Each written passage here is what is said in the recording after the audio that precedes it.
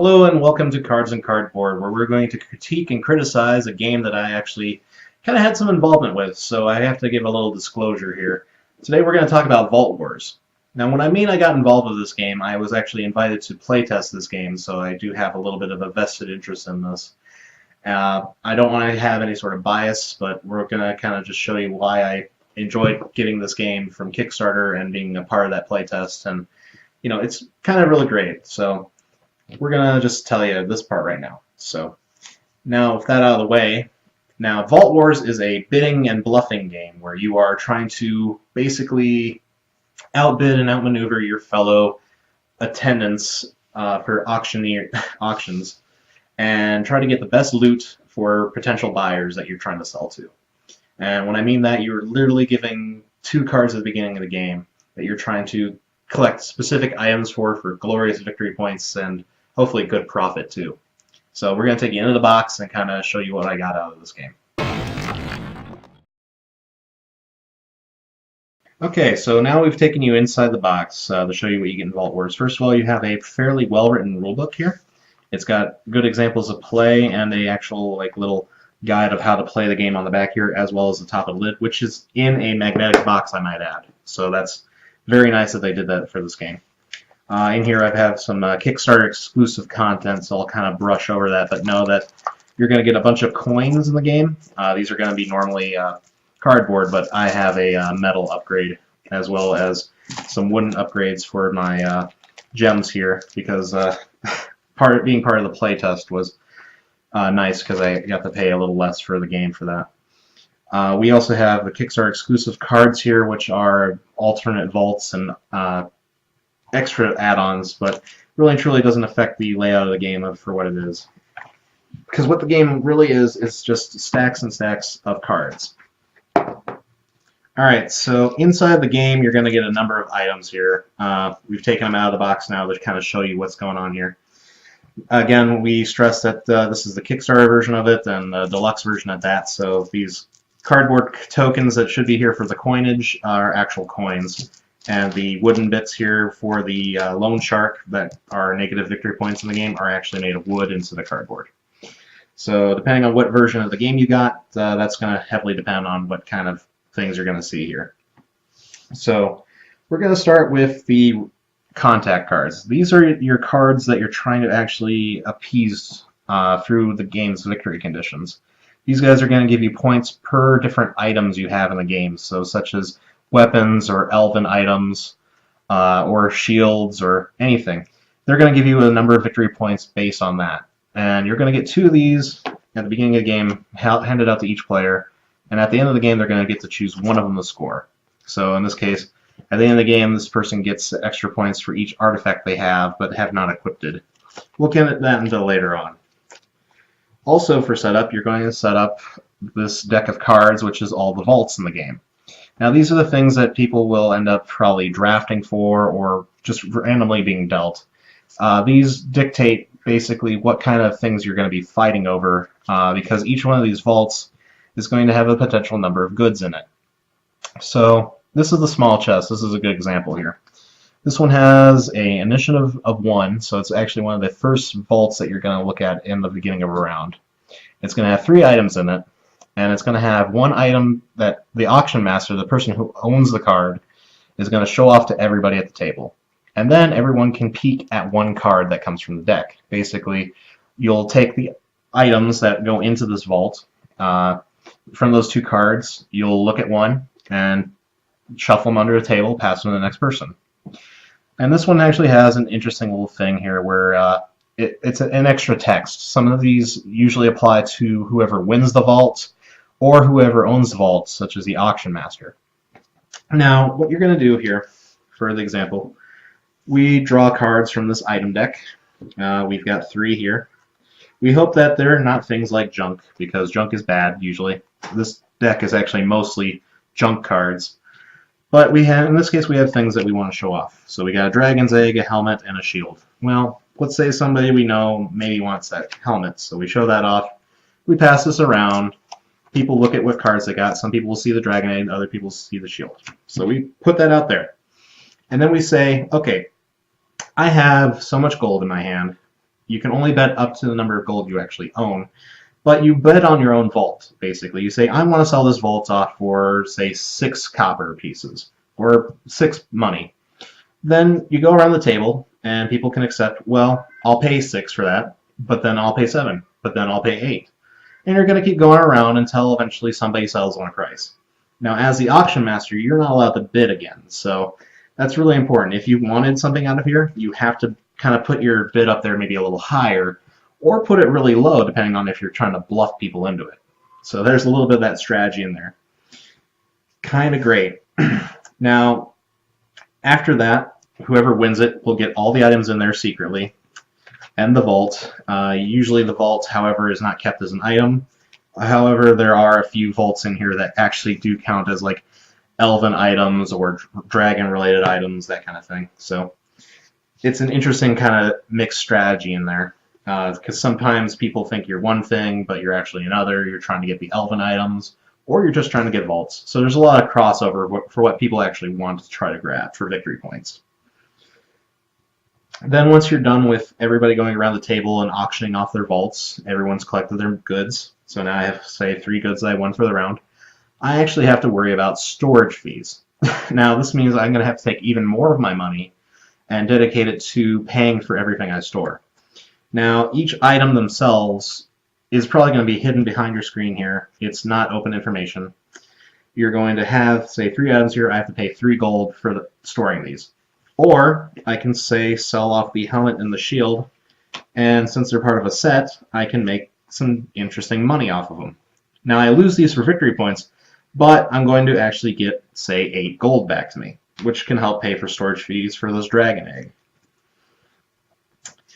If you can ever not afford something, or you're out of money, that's where this loan shark comes in. He will give you a nice loan for negative victory points.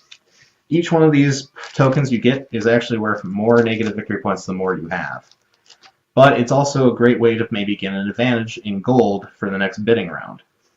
Also, of course, selling off items can also give you that. But you're also selling precious victory points. Yeah, you might not need shields or helmets, but they're worth 2 victory points apiece. And you know that could decide the end of the game. You know, you could hold on to those and really play that kind of strategy. So after you go through the rounds, you're going to eventually run out of all these vaults. And what you're going to do after that point is whoever has the most number of victory points is going to win. And that's listed by the set collection elements of the game. So there's a lot of things in here like gems and dragon eggs and pieces of armor and weapons. Depends on how they actually are built. Now items and weapons, in particular like helmets and shields, those have just flat victory points. But of course, if you have, say, somebody that's looking for that, they're worth more to you. Now there's also things like gems that are actually worth more victory points if you have more of the sets. I'll pull up an example here, if I can find one. Alright, so we have a ruby here. Now this ruby, on its own, is worth only 1 victory point, 1 lowly victory point. However, if you somehow manage to get all 6 from the game in there, it's worth 36 victory points for all of them. Each one of these gems now becomes worth 6 points. It's really huge to collect maybe a bunch of rubies or diamonds or emeralds and try to build these sets. Now obviously some of them are a little easier to build than others. There's only 4 diamonds in the game, and if you have them all it's worth 28 points, but that's kind of the risk that you take. These dragon eggs are probably one of the biggest risks because you can't actually sell these off. And there are 3 of them in the game. If you have 1, you get a negative victory point. If you have 2, then it's another negative 2 victory points. But if you have all 3, they're worth 18 points, which is freaking huge. So there's a lot of interesting bidding and bluffing mechanics in this game, and trying to get it one up on somebody else, or lowballing, putting out a nice little vault here, or trying to even protect the information in the vault by showing which items you're getting, like showing just junk off. And maybe that's all it is, it's just a bunch of junk. So we're going to go into kind of a few of the advanced mechanics here. We've got junk itself as a resource here. Some people actually collect junk, but it's worth 0 to sell. But if you're actually trying to collect junk, you can show 3 junk on the table here. and you only have to pay 1 storage fee for that. So you only pay 1 gold for the storage fee per set of 3. So there's a little bit of a strategy in there if you're trying to collect junk or use junk. Now, when I say use junk, I mean that literally, because there are cards in here that are called artifacts that can allow you to manipulate the board state a little bit. So here's an example. The Rune Forge. After equipping this, now I won this in an auction. I could sell it off for 3. It's also worth 2 victory points if I don't equip it. But in this case, I'm going to get more value out of it if I equipped it. So now I'm allowed to, after selling, discard 3 junk from my collection to draw and keep the top card of the item deck. So this is a great way of getting even more stuff out of the item deck. Oh, look, it's a dragon egg. Oh, maybe I needed that 3rd dragon's egg. Who can really tell? It's kind of great. Now, another advanced part of the game is actually these apprentices and workers that you can buy. What you're going to do for this is it's an optional expansion for the game, where you're going to set out a store of these, and depending on what position they are in the store is how much gold you're going to have to pay for them. But these give you a lot of abilities that usually are, before buying or selling or bidding, you can discard them for a one-time effect. And what's great about these is once they are used, they go into a discard pile, they're reshuffled, and they might potentially come out further in the game. So that adds another layer of strategy to the game and gives you another excuse to spend all that precious gold that you've been collecting selling off stuff. Unfortunately, these guys really don't provide you any victory points for anything, but they could help you potentially get the vault that you're looking for, or potentially also help you get rid of junk that you don't need. And that's kind of it for what comes in the box, so we're going to take you out to the final thoughts here. So, final thoughts time. So, without trying to keep too much bias in here, again, just full discretion, I have to stress that a lot. We start with the rulebook. Now, the rulebook, I had some contention with originally. I'm glad that they rewrote parts of it. I don't necessarily agree with a 2-player variant of the game, but it's available if people want to try it. I believe the game does play best with 4 to 5 players, though. This is where the core thing is. The rulebook itself is really well written out for that, and it makes sense, and everything's put in a very specific order that's easy to follow on the reference sheets, as well as it kind of explains what everything can do. And it's very clear for what it says. So we're going to give the rulebook a solid 8. Because they have a few examples where things exist in the game, but it'd be a little bit nicer to see a bit larger font and some changes around in there for some mild timing arguments. Alright, so artwork and graphic design is actually one of the things I have the probably biggest flaw for this game when it comes down to how they design things. Now, in the corner of some of the cards, there's a little icon to tell you what kind of set it belongs to. It's a little hard to see in a dark room. It would be nice if that was just a little darker and more clear to see. Not to mention some of the text on the cards is just a little too small, and you can kind of lose a few things in there, particularly if you're playing in a dark room or if you're gathered around a few people and people just can't read very well. Thankfully, my vision's all right, but I've had people who had to really kind of lean in and read that very close or have it explained to them. And with a game where items are hidden and stuff like that, you really can't afford to have that kind of thing happen. So if they made the artwork maybe just a little smaller and the text a little larger, that would have done a little bit better. So we're going to keep this about a 7 for the artwork. So mechanisms. Mechanisms are important to this game because it's a bluffing game. It's a bidding game. So you got this kind of weird mix of, do I show them crap or do I show them good stuff? Do I want to sell high or do I want to try to buy this myself with whatever I have? And then it's all about information. So really nice mechanisms in here where you can, every vault is different. It feels like unique bids all the time, and unfortunately there's a little luck element in there based on how you drafted or what items just happen to get put in that vault. Because you still have this big deck of cards that you're trying to kind of rush through, and they might not all come out, so you might not be able to finish certain sets. So you're taking a little bit of a gamble there every time. But again, that is thematic. That's a big thing for this game. It's very thematic in that sense. If you've ever watched Storage Wars, it's, of course, Sometimes you get good stuff, sometimes you just get crap. Lots and lots of crap, lots of junk. Can't do anything with it unless you find a way to do something with it. So, kind of great use of cards and abilities in there. It would have been maybe nice to maybe see a few more artifacts or a different variety of them. The fact that they're also used as this kind of trade-off for victory points versus abilities is kind of cool. But it might be nice if every person, besides having a unique scoring person, had a unique personality to them. That's one thing I kind of missed in this game, was like there's no real asymmetric player powers in a sense, because there's no personality. The personality you bring to this game is your own. It would have been kind of nice to have like this, husband and wife duo who are just kind of mad and angry, crossing their arms, going like, "We got to buy high and sell low," kind of thing. I don't know if you've ever seen these shows, but they're quite humorous and somewhat entertaining. Again, it really kind of captures that theme still. So we're going to give Mechanisms probably the highest score of this. It's a good 9.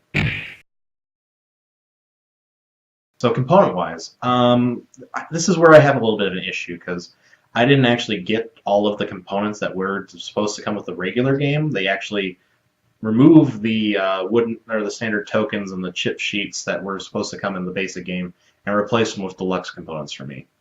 But having another copy of the game that we received from our playtest group, I actually did get to see how these chipboards work and everything, so I can give that a fair assessment.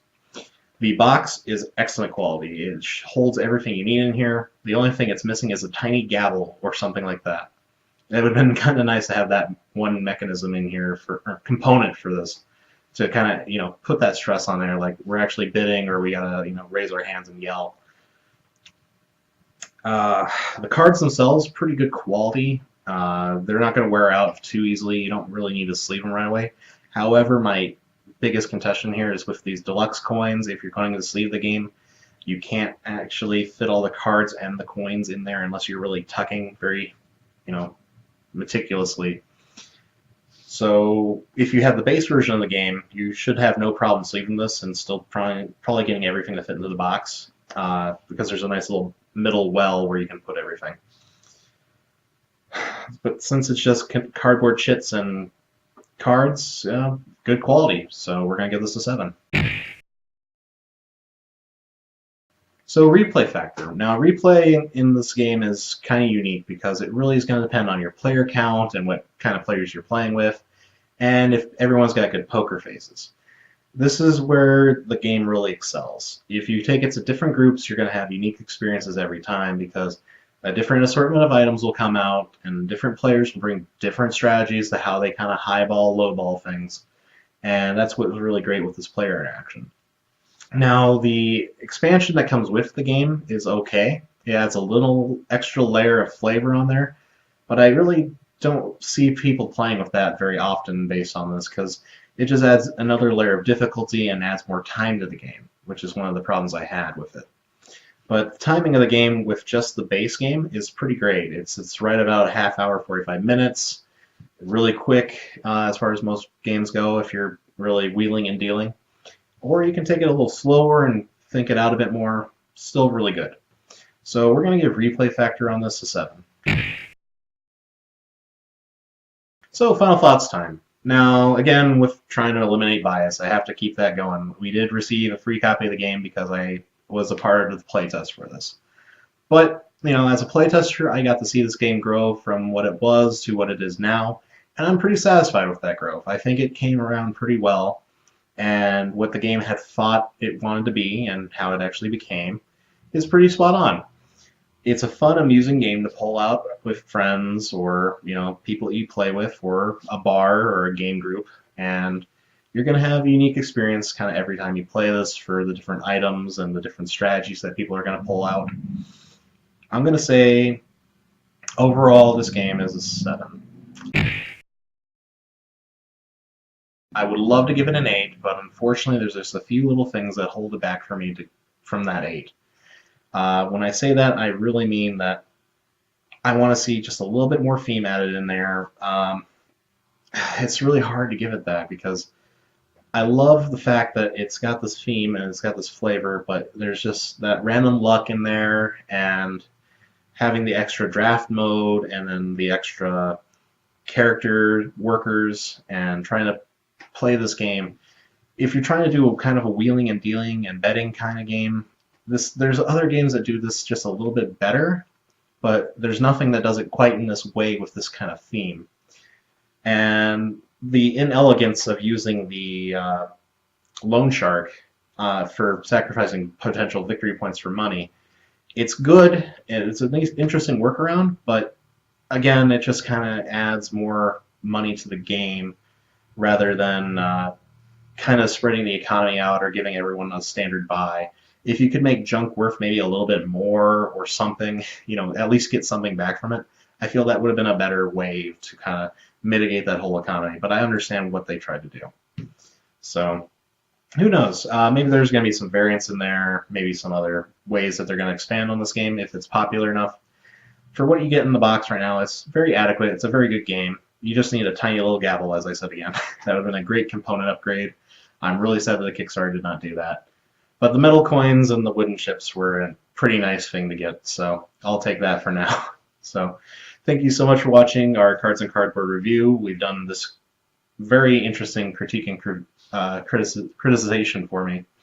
Trying to keep it bias-free. Just sorry to put out the disclaimer multiple times, but I want to make sure that's emphasized that I did receive this game for free as part of a playtest. We enjoyed it. We are still going to keep it in our collection, and we really haven't seen anything like this since. So thank you so much for watching. Have a good evening.